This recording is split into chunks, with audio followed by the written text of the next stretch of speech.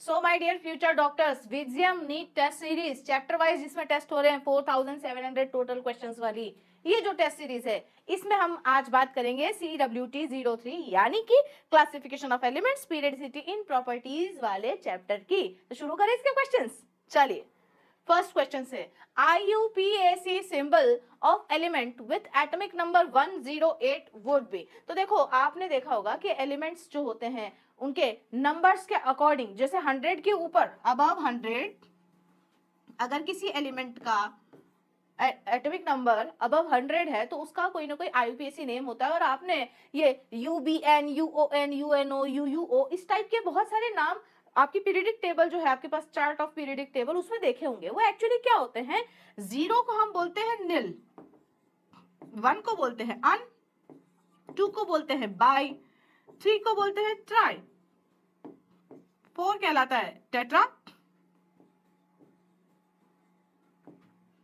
5 paint, 6 hex, 7 hept नहीं सेप्ट, 7 को यहां पर बोलेंगे सेप्ट, 8 को बोलेंगे ऑक्ट और 9 को बोलेंगे ENN। ठीक है, तो इस तरीके से ये 4 भी टेट्रा नहीं होगा, यहाँ पर क्वाड होगा, QUAD।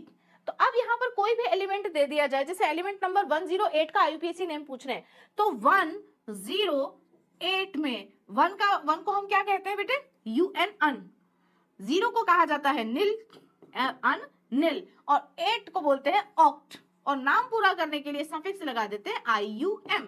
तो नेम विल बी अन नील ऑक्टियम। अब अन का U, नील का N और ऑक्ट का O, UNO फर्स्ट लेटर्स लेते हैं और नाम बन जाता है UNO। तो UNO second option is correct for this.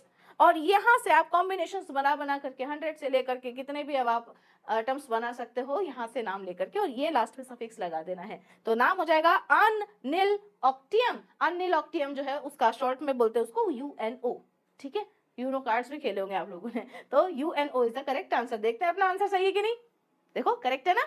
चलिए नेक्स्ट, ये जो आंसर्स है ना, ये भी आप लोगों को विजियम नीट टेस्ट सीरीज जब आप मंगवाओगे तो वहां से आपको आंसर शीट भी मिलेगी, बट वो लास्ट में देखनी जब आप चैप्टर वाइज क्वेश्चंस कर लेंगे। ठीक है, नेक्स्ट क्वेश्चन देखिए, electronic configuration of gadolinium and यूग्लिनियम। ओके, GD और UG आपने लेंथेनाइट सीरीज के जो एलिमेंट्स होते हैं, है ना, उनके नाम सुने होंगे, है ना, सीरियम, PR, है ना, ऐसे CEPR, ND, बहुत सारी ऐसे लेंथेनाइट सीरीज आपने अलग अलग ट्रिक से याद की होगी। मैं सिखाती हूँ बच्चों को, सीमा पार ना दो, PM का सामान, U गद्दार। तो ये कौन है दोनों, U और गद्दार, EU एंड GD। अब EU एंड GD का जब इलेक्ट्रॉनिक कॉन्फ़िगरेशन लिखते हैं तो यहाँ पर 4F में इलेक्ट्रॉन्स आते हैं 7 और 4F, 5D में यहाँ कोई इलेक्ट्रॉन नहीं आता है और 6D में यहाँ पर 2 इलेक्ट्रॉन्स आते हैं। क्योंकि मुझे इलेक्ट्रॉनिक कॉन्फ़िगरेशन याद है इसलिए मैं लिख देती हूँ।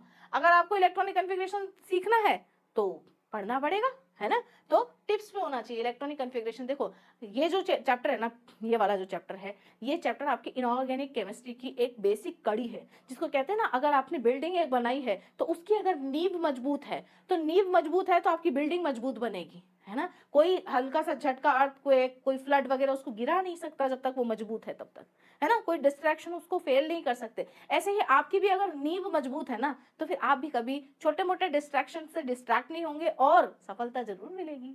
ठीक है, और गैडोलिनियम का जो कॉन्फ़िगरेशन होता है वो होता है 4F7, 5D1 और 6S2। तो यहां देखेंगे गैडोलिनियम और यूग्लिनियम दोनों का, गैडोलिनियम का 4F7, 5D1, 6S2, 4F7, 5D1, 6S2। ठीक है, यही दिख रहा है मुझे तो करेक्ट, और यहाँ पर 4F7 और 6S2। तो फर्स्ट ऑप्शन इज करेक्ट। देखें अपना आंसर सही है कि नहीं। Yes, first option is correct. चलिए नेक्स्ट क्वेश्चन की तरफ।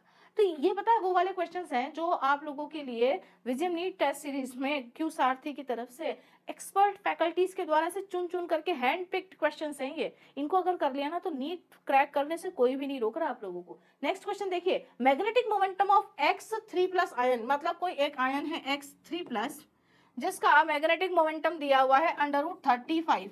अब यार मैग्नेटिक मोमेंटम का जो फॉर्मूला है आप जानते हो, √n, n+2 होता है। ठीक है, अब n जो है यहाँ पर नंबर ऑफ अनपेयर्ड इलेक्ट्रॉन्स होते हैं, n जो है वो नंबर ऑफ अनपेयर्ड इलेक्ट्रॉन्स है, और आप लोगों को मालूम है मैक्सिमम हम 5 नंबर ऑफ अनपेयर्ड इलेक्ट्रॉन्स तक का मैग्नेटिक मोमेंटम निकालते हैं। 1 का निकालेंगे तो 1 1 प्लस 2 2 1 3 हो जाएगा, √3 1 का नहीं हो सकता, हमें तो √35 चाहिए। √35 के लिए हम यहाँ पर अगर 3 रखें तो 3 इंटू 3 प्लस 2 5 5 3 15 हो गया ना। 4 अगर रखें 4 इंटू 4 प्लस 2 6 6 4 24, ये भी नहीं। 5 रख के देखें 5 इंटू 5 प्लस 2, ये हो गया 7 7 5 35, यानी कि n जो है वो यहाँ पर क्या है 5। यानी कि हमें अभी ऐसे एलिमेंट के बारे में पता करना है जिसके आउटर मोस्ट शेल में कितने नंबर ऑफ अनपेयर्ड इलेक्ट्रॉन्स हो, 5 number of unpaired electrons present हो, तभी तो जाकर के √35 जो है वो इसका मैग्नेटिक मोमेंट आएगा। What is the atomic number of x3+? अच्छा 5 अनपेयर्ड इलेक्ट्रॉन होने चाहिए। 5 unpaired electron having positively charged species ऐसी कौन सी होगी? तो देखो हम डी ब्लॉक की तरफ चलते हैं। डी ब्लॉक एलिमेंट्स की तरफ अगर हम जाते हैं तो साइंस टीचर, विनिता, क्रमानी, मन, फे, आयरन देखो है ना, नहीं तो आप यहाँ से भी देख सकते हो 24 25 26 27 है ना, 24 25 26 27 नंबर के जो एलिमेंट्स हैं उनको देखिए आप। 24 25 26 और 27 नंबर के जो एलिमेंट्स हैं नाम तो मैं लिख देती हूँ। ये है क्रोमियम,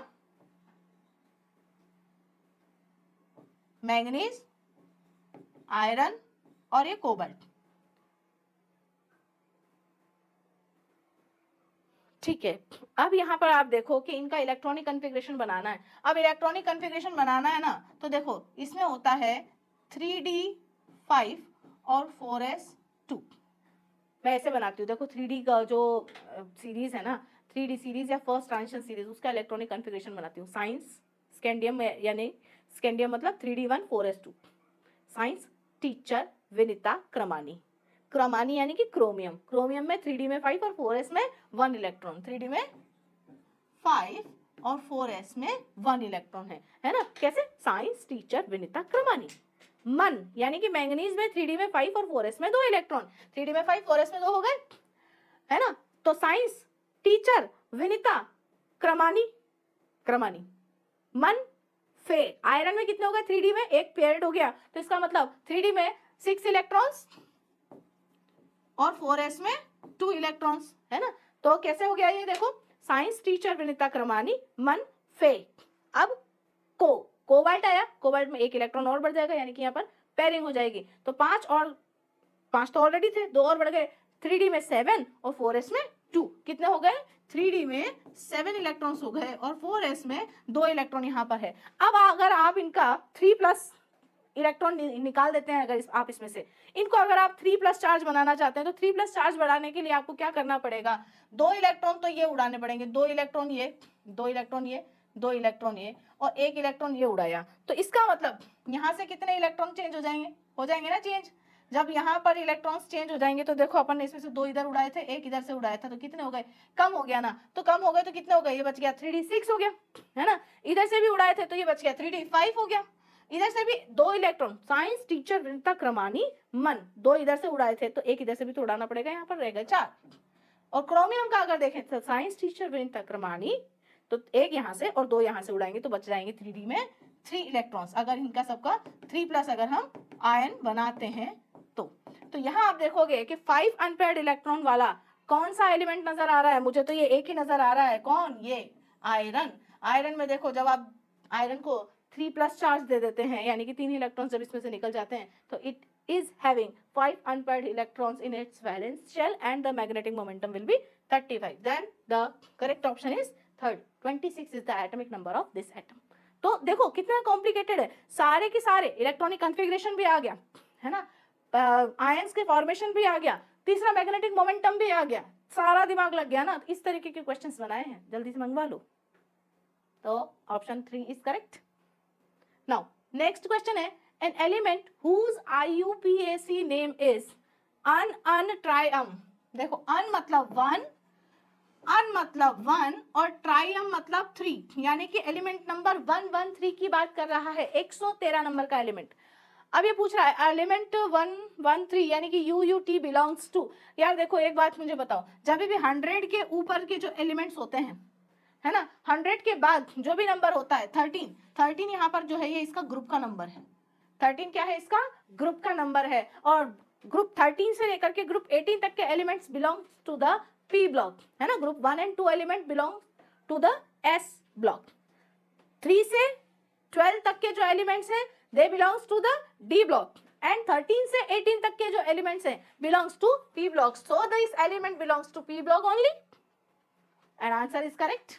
नेक्स्ट क्वेश्चन देखो, the set of ions which has same magnetic moment, okay, same magnetic momentum के लिए या सेम मैग्नेटिक मोमेंट के लिए रेस्पॉन्सिबल कौन है, number of unpaired electron. If a species मतलब whether it will be a cation, anion or a neutral atom, they are having same number of unpaired electrons, so they have the same magnetic moment।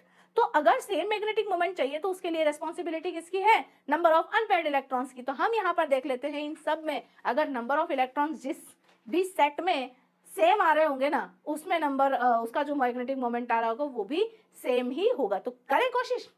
देखो science teacher Vinita क्रमानी, chromium 3 कर दें तो बचेंगे इसमें 3 unpaired electron. तो chromium 3 जहां भी दिख रहा है एक ही जगह दिख रहा है। अच्छा क्रोमियम 1 भी है तो यहाँ पर 5 कर दो जी, ठीक है, क्रोमियम में इस तरीके से। तो साइंस टीचर विनीता, है ना, वेनेडियम भी है यहाँ पर। अगर इसमें से 3 इलेक्ट्रॉन निकाल दो तो 2 बचेंगे इसमें, ओके, ठीक है।